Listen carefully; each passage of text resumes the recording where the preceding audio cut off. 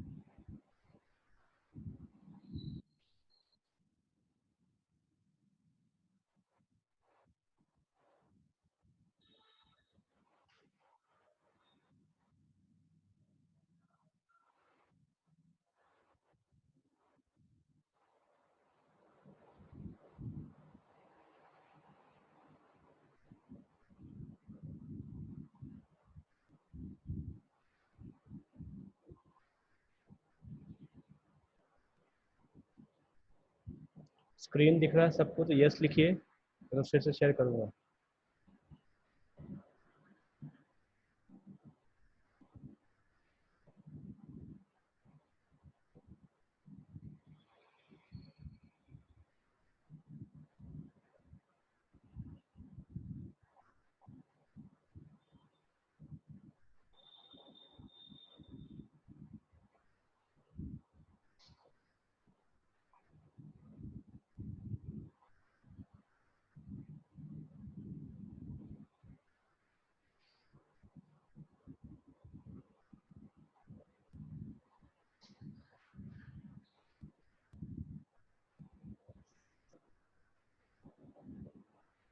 सूरज, अपना connection check कीजिए, बाकी लोगों को दिख रहा है?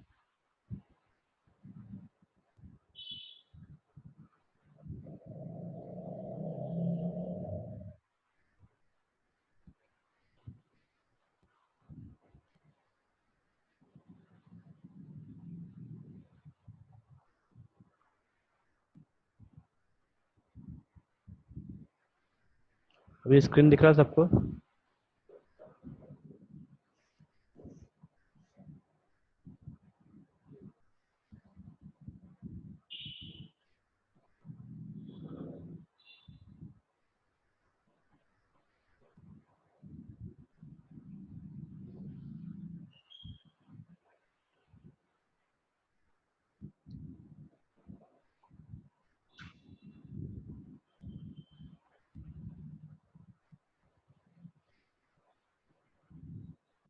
ये लास्ट लेक्चर जो लिए थे उसको वापस से एक बार रिवाइज करते हैं, फिर आगे देखेंगे। स्क्रीन सबको दिख रहा है क्या?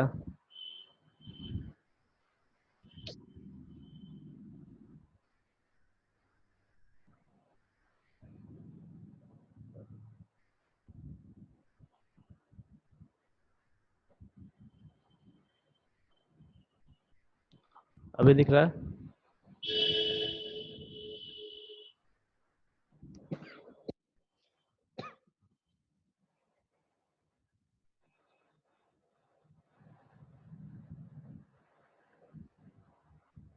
ठीक।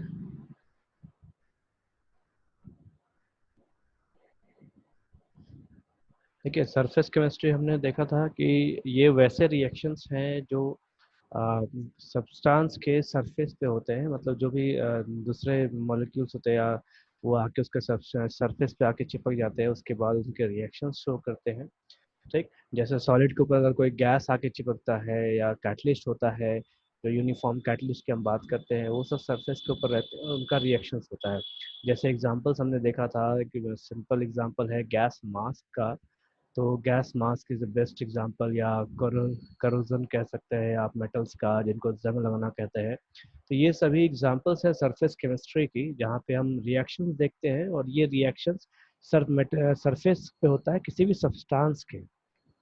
इसमें एक टर्म आता है दैट इज एडसॉर्प्शन। एडसॉर्प्शन जो है सरफेस केमिस्ट्री का मेन टर्म है।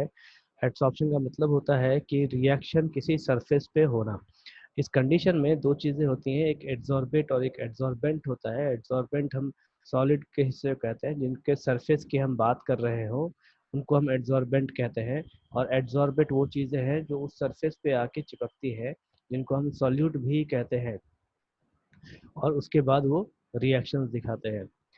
फिर हमने देखा था mechanism of adsorption. Mechanism of adsorption दो तरीके से होता है। अगर लिक्विड्स की बात करें तो लिक्विड्स में जो अनबैलेंस्ड फोर्सेस हमने देखा था सरफेस मॉलिक्यूल्स के ऊपर, उसके वजह से दूसरे मॉलिक्यूल्स आके इनके साथ बॉन्डिंग करते हैं, इनके साथ जुड़ते हैं, और तब जाके हमको सरफेस पर रिएक्शन दिखता है लिक्विड्स के केस में। उसके बाद सॉलिड्स में हमें क्या देखने को मिलता है कि खासकर जो डी ब्लॉक के एलिमेंट्स हैं, डी ब्लॉक एलिमेंट्स में डी ऑर्बिटल्स खाली होते हैं, तो उन डी ऑर्बिटल्स की वजह से हमें बॉन्डिंग देखने को मिलता है। तो इस टाइप से हमने मैकेनिज्म को समझा था लास्ट टाइम पे। इसमें कुछ टर्म्स थे जैसे गिव्स फ्री एनर्जी,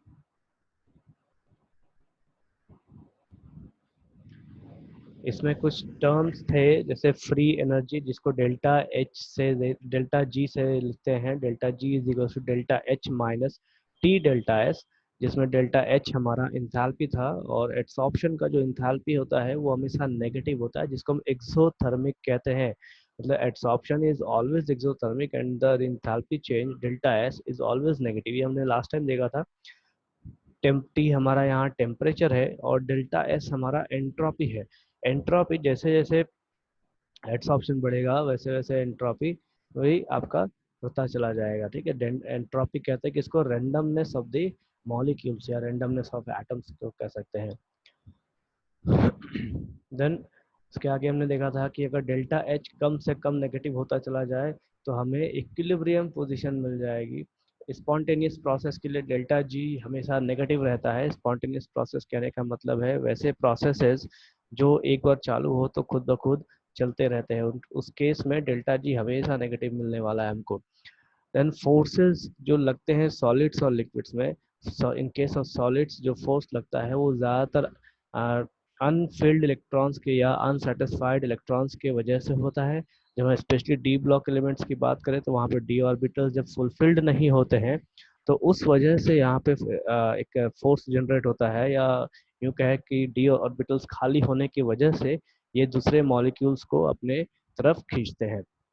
लिक्विड के केस में सेम चीज़ है, non uniform distribution of molecules होता है सरफेस पे, और वहाँ पे एक अनबैलेंस्ड फोर्स होता है जो कि हमें एड्सॉर्प्शन का प्रोसेस दिखाता है। देन अब चले आए आगे की ओर। एड्सॉर्प्शन मेनली दो तरीके का होता है। एड्सॉर्प्शन वैसे बहुत सारे होते हैं लेकिन मेनली जो हमें पढ़ना है या जो जानना है वो दो ही तरीके का होता है। सबसे पहला फिजिकल एड्सॉर्प्शन और दूसरा है हमारा केमिकल एड्सॉर्प्शन। इसमें ये दोनों के डिफरेंसेस आते हैं एग्जाम में।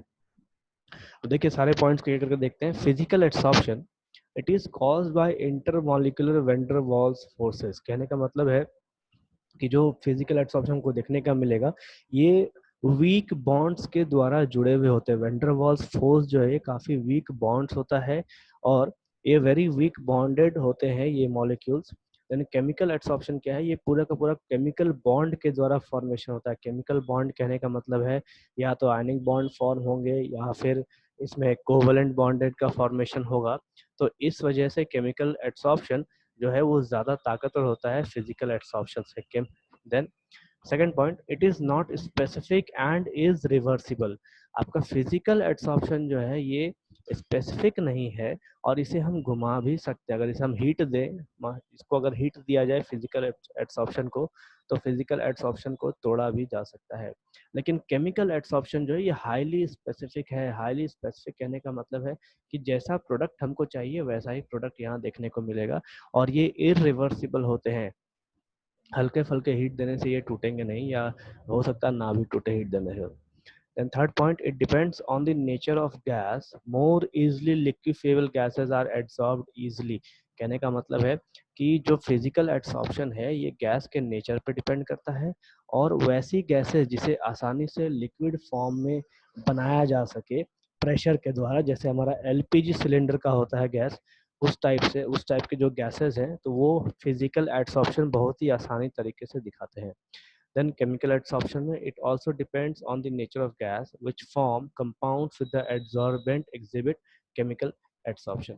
ठीक है, ये भी गैस के नेचर पर डिपेंड करता है, लेकिन यहाँ पे ये क्या करता है एक नया कंपाउंड्स का फॉर्मेशन करता है उसके बाद केमिकल एड्सॉर्प्शन दिखाता है अपने को। Then fourth point, heat of absorption is low and is negative. Physical absorption में जो हीट ऑफ एब्सॉर्प्शन है, मतलब जो हीट निकलता है वो काफी लो होता है। जैसे जो हम इंथैल्पी की बात करते हैं डेल्टा एच, तो इस कंडीशन में फिजिकल एब्सॉर्प्शन में ये काफी कम होता है और केमिकल एब्सॉर्प्शन में ये काफी ज्यादा होता है।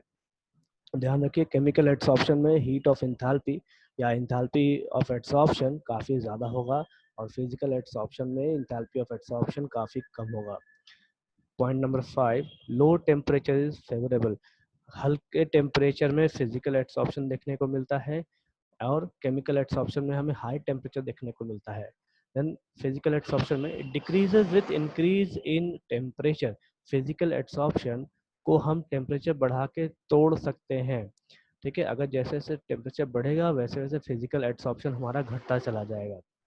लेकिन और chemical absorption it increases with the increase of temperature. जैसे जैसे टेम्परेचर बढ़ेगा वैसे वैसे हमारा केमिकल एब्सॉर्प्शन हमको देखने को मिलेगा ज़्यादातर। Next point, no appreciable activation energy is involve.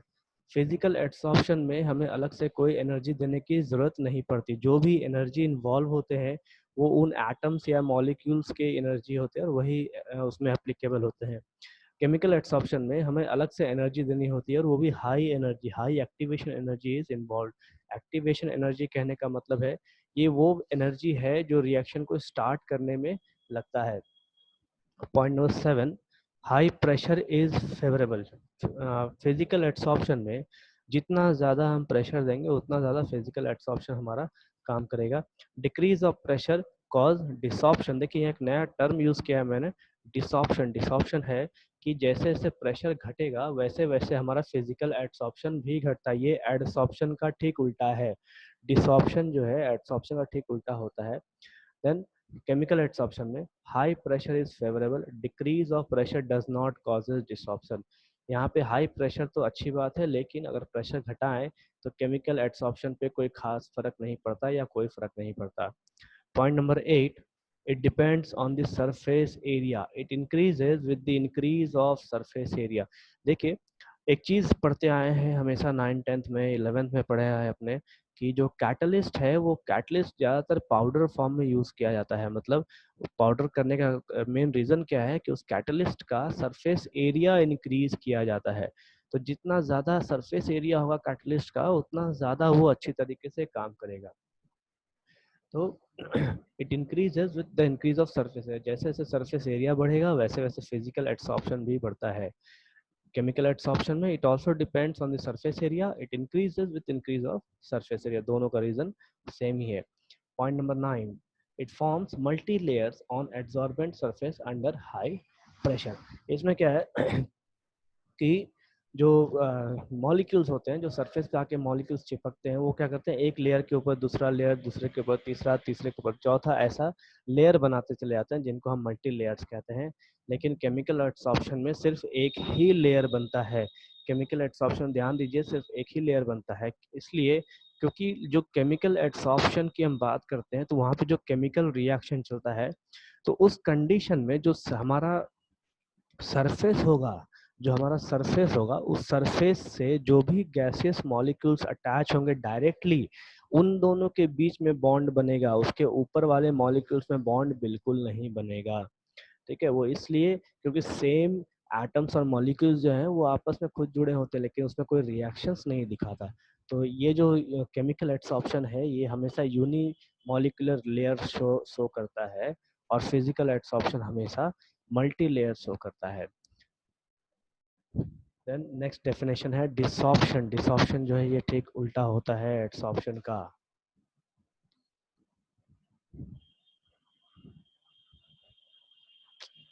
अरे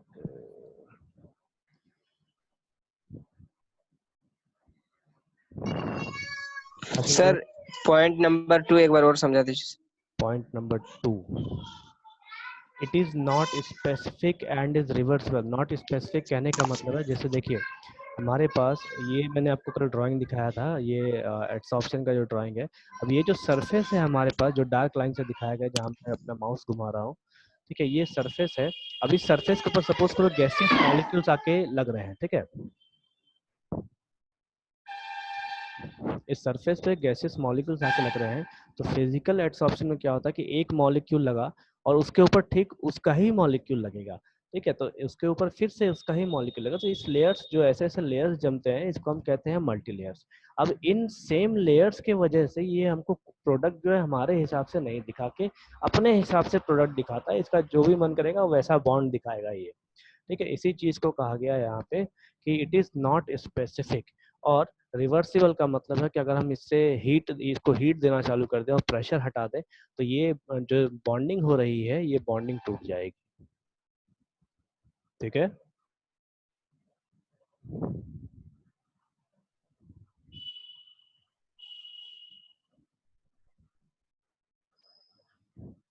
ये टेबल में शो कर रहा हूँ सबको, सबको एक बार पढ़िए पूरे टेबल को, उसके बाद बताइए कोई डाउट है तो।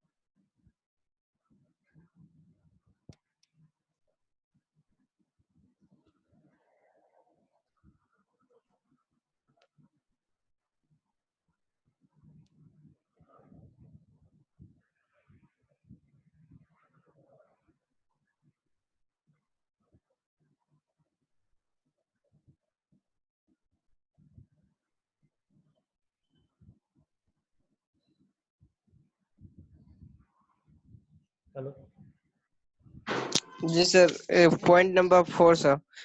Point number 4, heat of adsorption is low and is negative, ठीक है। इसका मतलब है कि जैसे हमारा जो ये प्रोसेस चल रहा है, ठीक है, तो इस वक्त जो हीट निकलता है या हीट जो हम बाहर से सप्लाई करते हैं इसमें काफी कम होता है, मतलब कम हीट में भी ये हमको प्रोसेस दिखाना चालू कर देता है। लेकिन वही चीज केमिकल एड्सॉर्प्शन में नहीं होता, उसके लिए काफी ज्यादा उसको हीट चाहिए होता है। सर नेगेटिव क्या बोल रहे हैं सर? नेगेटिव कहने का मतलब है, जैसे देखिए आपका ये प्रोसेस है एक्सोथर्मिक, ठीक, तो एक्सोथर्मिक जो प्रोसेस है उसमें हमेशा हीट निकलता है, तो जैसे जैसे एड्सॉर्प्शन आगे की ओर बढ़ेगा वैसे वैसे हीट निकलना चालू हो जाएगा, जो हमने कल देखा था डेल्टा एच के बारे में, ठीक है। जैसे जैसे जी एड्सॉर्प्शन सर। बढ़ेगा वैसे वैसे हीट हमारा निकलना चालू हो जाएगा। तो अगर किसी सिस्टम से हीट निकल रहा हो तो हम उसको हमेशा नेगेटिव मानते हैं, क्योंकि कुछ हमारे पास घट रहा है। हीट जो है वो भी एक एनर्जी ही है, ठीक है। तो अगर सिस्टम से कुछ घट रहा है तो उसको हम हमेशा नेगेटिव लेके चलते हैं, ये हमने थर्मोडायनामिक्स में पढ़ा था। तो यहाँ पे एडसॉर्प्शन जो प्रोसेस है इस केस में क्या है, हीट हमेशा निकलता है जिसकी वजह से इसको नेगेटिव लिया जाता है, ठीक है। Okay sir. अच्छा। चलिए आगे देखिए बाकी लोग।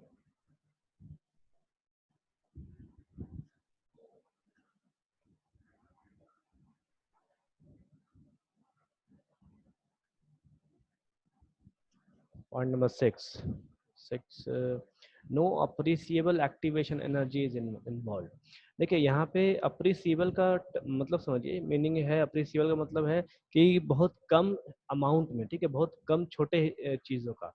अब एक्टिवेशन एनर्जी का मतलब क्या होता है, एक्टिवेशन का एनर्जी हम पढ़ेंगे आगे की ओर, लेकिन यहाँ पे सिर्फ एक चीज छोटी सी बात में ध्यान रखिए कि किसी भी रिएक्शन को चालू करने के लिए, स्टार्ट करने के लिए कुछ ना कुछ हीट चाहिए होता है, ठीक है। तो यहाँ पे फिजिकल एड्सॉर्प्शन में वो हीट काफी कम होता है, मतलब वैसा हीट जो नगण्य हो, जिसको हम मतलब नहीं गिन सकते, बहुत कम छोटे अमाउंट में हीट, जैसे 1 किलो जूल हो जाए या 1 जूल हो जाए, इस टाइप का अगर हीट हो, या 0.1 किलो जूल हो, इस टाइप के हीट जिससे ज्यादा फर्क नहीं पड़ना चाहिए, इसलिए लिखा गया है कि no appreciable activation energy is involve.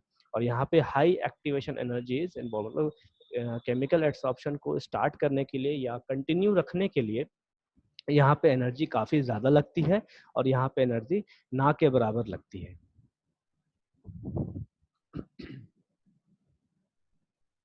आगे देखिए।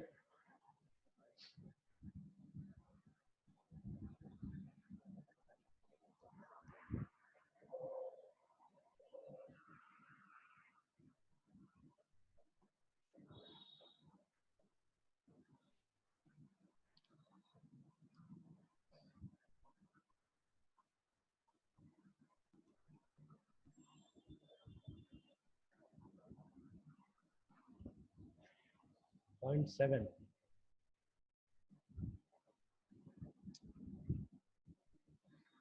0.7 है, high pressure is favourable and decrease of pressure causes desorption. ठीक है, फिजिकल एड्सॉर्प्शन में देखिए हाई प्रेशर इज फेवरेबल। मैं वापस से आपको ड्राइंग दिखा रहा हूँ, देखिए इस ड्राइंग में जैसे ये हमारा सर्कल है, इसके ये जो सॉलिड है हमारा एडजॉर्बेंट, इसके ऊपर जब गैसेस मॉलिक्यूल्स आके लगेंगे तो एक मॉलिक्यूल लगेगा, उसके ऊपर फिर एक मॉलिक्यूल, फिर एक मॉलिक्यूल, ऐसा हमारा लेयर जमता चला जाएगा। ठीक है, अब जो जो लेयर इस सॉलिड के डायरेक्ट कांटेक्ट में होगा, जो एकदम सरफेस पे खुद चिपका होगा डायरेक्ट कांटेक्ट में, उनका बॉन्डिंग होगा इसके साथ। क्योंकि अगर उसके बाद हम जब इसको प्रेशर देंगे तो प्रेशर देने से होता क्या है कि जो उसके ऊपर का लेयर होगा वो फिर इसके कांटेक्ट में आएगा, फिर और प्रेशर बढ़ाएंगे तो वो उसके ऊपर का लेयर इसके कांटेक्ट में आना चालू करेगा, अगर प्रेशर की वजह से दबना चालू करेगा। गैसेस मॉलिक्यूल्स हैं तो गैसेस मॉलिक्यूल्स प्रेशर की वजह से नजदीक आने लग जाते हैं।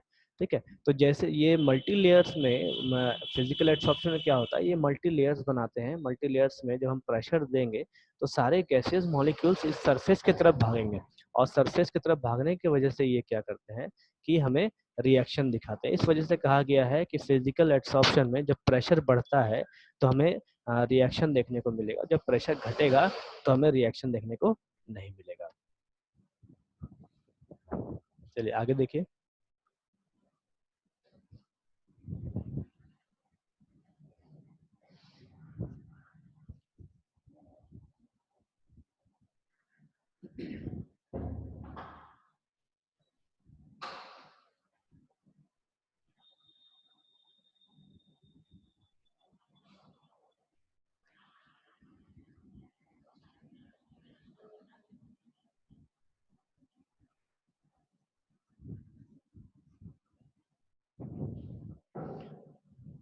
और किसी पॉइंट में डाउट है या आगे चले?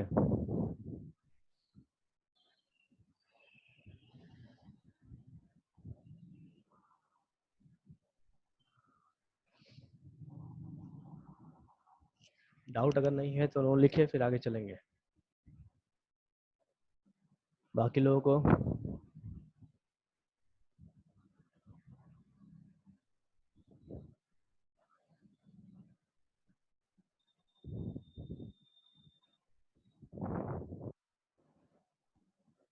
Point number 9। पॉइंट नंबर 9 देखो, ये वही मल्टी लेयर्स की बात कर रहा हूँ। एट फिजिकल एड्सॉर्प्शन में जो गैसेस मॉलिक्यूल्स होते हैं वो आपका मल्टी लेयर्स बनाते हैं, मतलब एक लेयर के ऊपर दूसरा लेयर बनाते हैं। और केमिकल एड्सॉर्प्शन में सिंगल लेयर बनता है, क्योंकि केमिकल एड्सॉर्प्शन में जो बॉन्डिंग है वो आपके एक्चुअल बॉन्ड्स दिखाते हैं, मतलब कोवलेंट बॉन्ड या आयनिक बॉन्ड्स वगैरह, इस वजह से।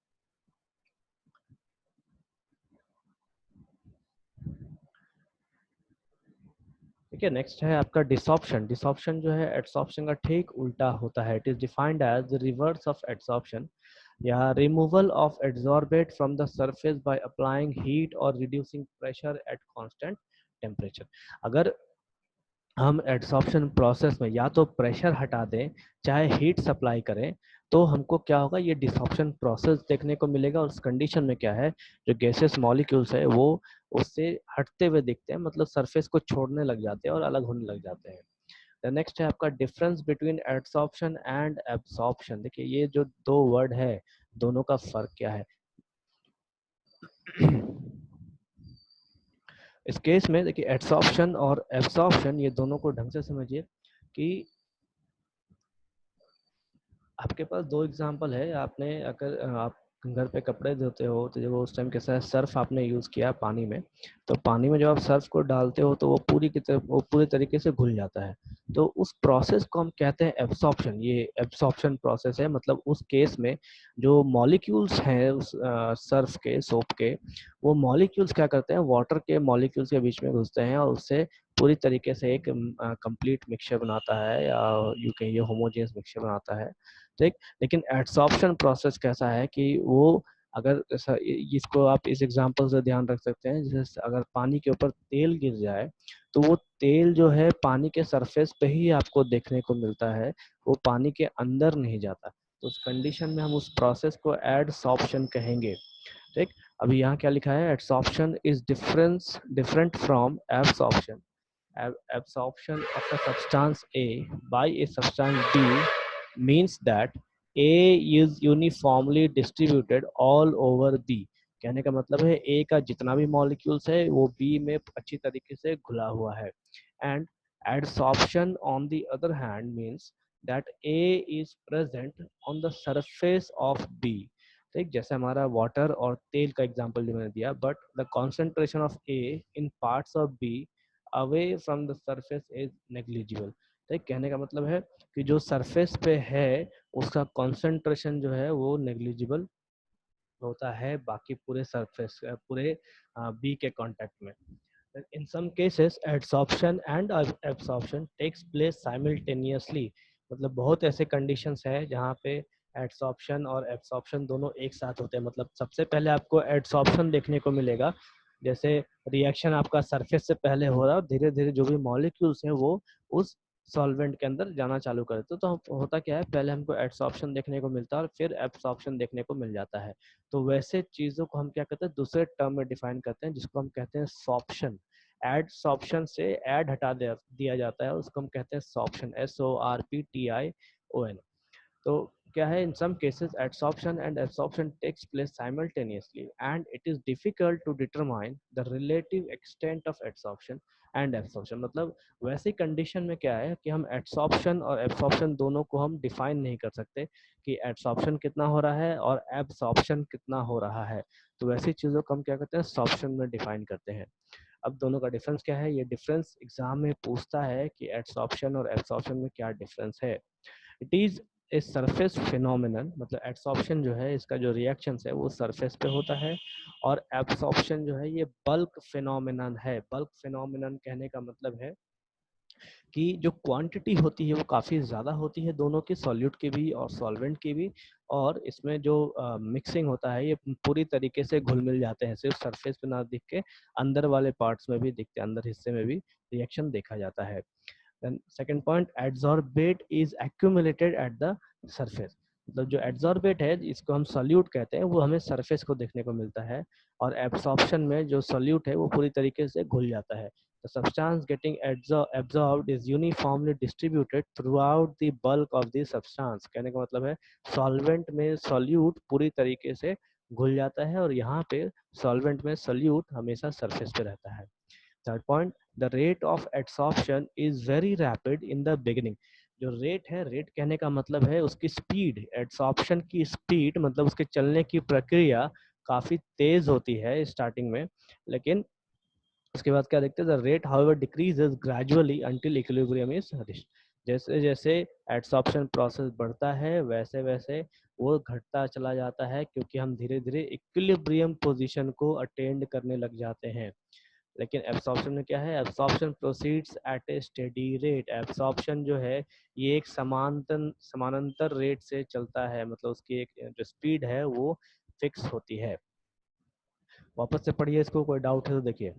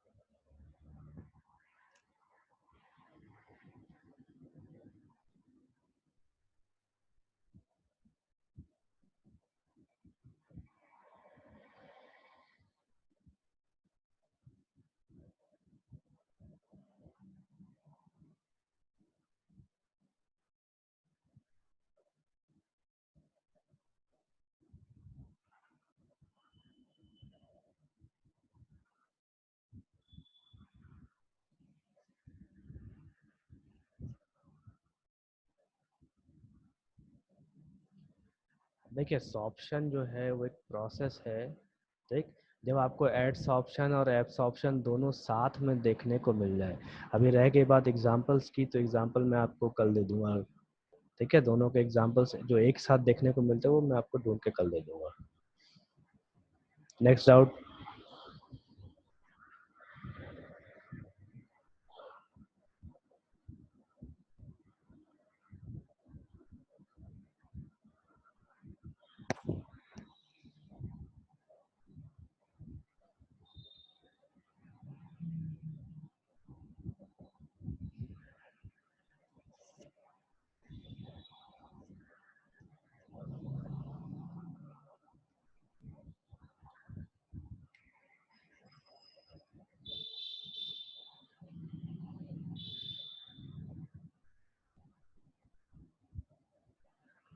थर्ड पॉइंट क्या है? ये रेट है। रेट जो है स्पीड को बताता है। स्पीड कहने का मतलब है कि कोई रिएक्शन कितनी तेजी से चल रहा है। कुछ रिएक्शन स्लो होते हैं, कुछ काफी स्लो होते हैं, कुछ मॉडरेट स्पीड से चलते हैं, कुछ काफी हाई स्पीड से चलते हैं। जैसे आप देखो, करोजन प्रोसेस जो है, आपका जंग लगने का जो प्रोसेस है वो बहुत स्लो है।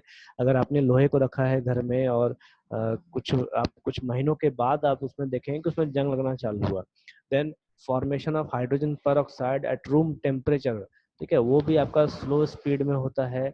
जैसे फिर कुछ रिएक्शंस है एसिड्स के, वो रिएक्शंस बहुत फास्ट होते हैं। तो उन रिएक्शंस की जो स्पीड है, उस स्पीड को हम यहाँ पे रेट से डिफाइन करते हैं। जैसे अगर कोई कार चल रही है या कोई बाइक चल रहा है, तो उसकी हम कुछ स्पीड बताते हैं कि भाई स्पीड जो है उस कार की 70 किलोमीटर पर आवर से चल रही है या बाइक की 80 किलोमीटर पर आवर से चल रही है।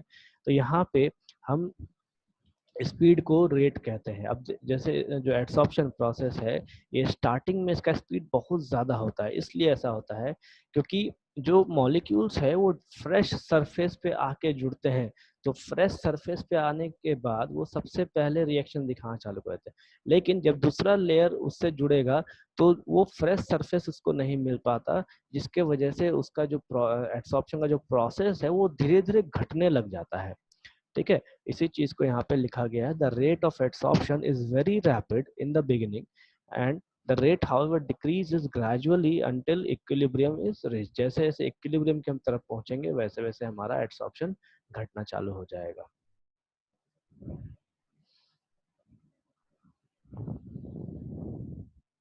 और किसी को डाउट है? डाउट नहीं है तो नो लिखिए, फिर आगे चलेंगे।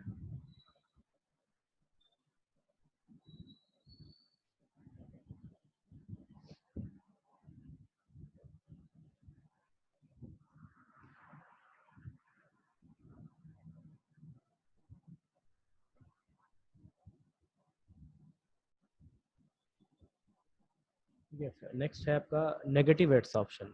नेगेटिव एड्सॉर्प्शन क्या है? ये इस कंडीशन क्या है? The concentration of the adsorbate is less than its concentration in the bulk, then it is called negative adsorption. कहने का मतलब है, अगर सॉल्यूट का जो कंसंट्रेशन है वो अगर कम होना चालू हो जाए या कम है, तो उस कंडीशन में हम उसको नेगेटिव एड्सॉर्प्शन कहेंगे। देखिए, जो दो चीजें हैं, सॉल्यूट और सॉल्वेंट, अगर सॉल्यूट बहुत कम है तो हम उसको नेगेटिव एड्सॉर्प्शन कहेंगे। इसका एग्जांपल है, when A dilute solution of KCl is taken with blood charcoal, it shows negative adsorption. यहाँ पे जो आपका सॉल्यूट है KCl, वो बहुत कम होता है, जिसके वजह से हम इसको नेगेटिव एड्सॉर्प्शन कहते हैं। Then positive adsorption, if the concentration of adsorbate is more on the surface as compared to its concentration in the bulk phase, then it is called positive adsorption। ठीक, अगर सरफेस पे मतलब solvent के surface पे अगर solute की मात्रा बहुत ज़्यादा है तो हम उसको कहेंगे पॉजिटिव एड्सॉर्प्शन। देखिए, दोनों का फर्क देखिए, नेगेटिव का और पॉजिटिव का। दोनों के सरफेस को कंसीडर कीजिए सॉल्वेंट के। अगर सॉल्वेंट के सरफेस पे सॉल्यूट अगर कम है तो हम उसको नेगेटिव कहेंगे। अगर सॉल्वेंट के सरफेस पे सॉल्यूट अगर ज़्यादा है तो हम उसको पॉजिटिव एड्सॉर्प्शन कहेंगे। या फिर यूज समझिए, एड्सॉर्बेंट, एड्सॉर्बेंट जिसको हम सॉल्वेंट कहते हैं, एड्सॉर्बेंट, अगर एड्सॉर्बेंट के सरफेस पे एड्सॉर्बेट कम है तो हम उसको नेगेटिव एड्सॉर्प्शन कहेंगे। अगर एड्सॉर्बेंट के सरफेस पे एड्सॉर्बेट ज़्यादा है तो हम उसे पॉजिटिव एड्सॉर्प्शन कहेंगे। ठीक, सेम एग्जांपल है, when A concentrated solution of KCl is shaken with blood charcoal, it shows positive adsorption. Blood charcoal मैंने यहाँ लिख रखा है। Blood charcoal is Pure blood charcoal is a reagent of considerable importance to the physiological chemist। जो labs वगैरह होते हैं जहाँ पे खून टेस्टिंग वगैरह किया जाता है, ब्लड टेस्टिंग वगैरह किया जाता है, तो उनको फिजियोलॉजिकल केमिस्ट कहा जाता है। It is not only required for the decolourisation of liquids but also for selective absorption in an important series of quantitative estimations of animal fluids. ये ज़्यादातर आपके ब्लड टेस्टिंग में यूज किया जाता है, उसको कहते हैं हम ब्लड चारकोल। देन नेक्स्ट है आपका फैक्टर्स अफेक्टिंग एड्सॉर्प्शन, की एड्सॉर्प्शन किन किन चीज़ों से अफेक्टेड होता है। तो सबसे पहला, अगर सॉलिड हमारा एड्सॉर्बेंट है और गैस हमारा एड्सॉर्बेंट है, मतलब सॉलिड हमारा सॉल्वेंट हो गया और गैसेस हमारा सोल्यूट हो गया, तो क्या क्या चीजें हैं जो इस एड्सॉर्प्शन प्रोसेस को इफेक्ट करेंगी। सबसे पहला, नेचर ऑफ एड्सॉर्बेंट। इसमें क्या है, transition metals are good adsorbent for gases because of vacant D orbitals और half filled D orbitals and high charge ratio. ठीक है, कहने का मतलब है ट्रांजिशन मेटल्स जो है इनमें डी ऑर्बिटल्स के काफी जगह खाली होती है, मतलब इनके जो इलेक्ट्रॉन्स है वो अनफिल्ड होते हैं, जिसके वजह से ये ज्यादा गैसियस मॉलिक्यूल्स को अट्रैक्ट करते हैं और ज्यादा चार्जेस दिखाते हैं, ज्यादा अट्रैक्शन दिखाते हैं, ज्यादा बॉन्डिंग दिखाते हैं। कुछ एग्जांपल्स हैं, activated charcoal absorbs gases like CO2, SO2, Cl2, etc. Molasses is decolourised by activated charcoal. अभी एक्टिवेटेड चारकोल है क्या? देखिए यहाँ मोलासेस है, मोलासेस कहा जाता है गन्ने के इसको जो गन्ने का जो बचा खुचा होता है उसको कहते हैं। ठीक है, देन एक्टिवेटेड चारकोल क्या है? Activated charcoal is a fine black powder made from bone चार, कोकोनट सेल्स, पीट, पेट्रोलियम कोक, कोल, ओलिव पीट्स और सॉ डस्ट। एक्टिवेटेड चारकोल इन सब से बनाया जाता है, इन सब से बनाया जाता है। एक्टिवेटेड चारकोल में पोरस हिस्सा ज्यादा होता है। पोरस हिस्सा कहने का मतलब है कि उसमें छिद्र ज्यादा होते हैं, जैसे हमारा स्पंज है, स्पंज की तरह वो दिखता है, उसमें पोरस चीजें ज्यादा होती है, मतलब वो ज्यादा किसी भी चीज को ज्यादा एब्जॉर्ब कर सकता है। जैसे हमारा गैस मास्क, उसमें एक्टिवेटेड चारकोल यूज किया जाता है ताकि वो गैसेस को अच्छी तरीके से एब्जॉर्ब कर सके और जो उसे पहनता है उसे बचा सके। Next point, the charcoal is activated by processing it at very high temperature. इस चारकोल को बनाया कैसे जाता है? इसको हाई टेम्परेचर पे उसको प्रोसेस किया जाता है, मतलब हाई टेम्परेचर पर जलाया जाता है। The high temperatures change it's internal structure, reducing the size of its pores and increasing its surface area. उसके पोर्स के जो साइजेस हैं उसको रिड्यूस कर दिए जाते हैं, मतलब उसके जो छिद्र है, उसके जो छेद है, उसके साइज को घटाया जाता है, जिससे कि सरफेस एरिया हमको ज़्यादा मिलता है और वो गैसेस को ज़्यादा एब्जॉर्ब